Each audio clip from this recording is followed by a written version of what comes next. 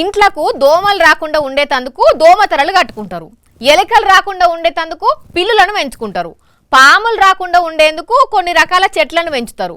అట్లనే కోతులు బాధలు ఉన్నోళ్ళేమో కొండ ముచ్చులను తెచ్చి కట్టేసుకుంటారు. చూస్తున్నాం కదా ఒక్కొక్కరి బాధను. అయితే గివీళ్ళు మాత్రము ఇంకా పెద్ద కష్టం ఉండేసరికి వాళ్ళంతా ఇంటి ముంగట ఏం పెట్టిరో తెలుసునా? ఓర్ని అవ్వా, ఇదెక్కడి కథ? జనాలు ఇంటికో షెట్టును సాదినట్టు వీళ్ళు ఇంటికో బాటిల్ పెట్టుకున్నారు.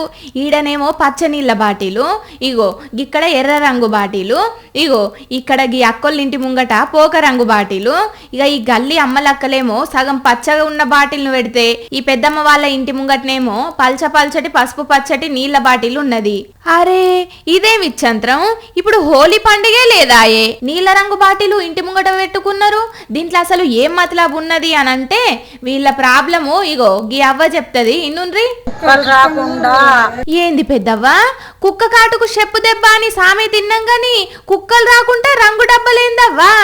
అసలు ఈ రంగులు ఎట్లా తయారు చేసిండ్రు మరి? సున్నం. ఓహో, సున్నం కుంకుమ కలిపినరా? మరి ఎవరు చెప్పిండ్రమ్మా గిట్లా రంగు డబ్బాలు పెడితే కుక్కలు రావని?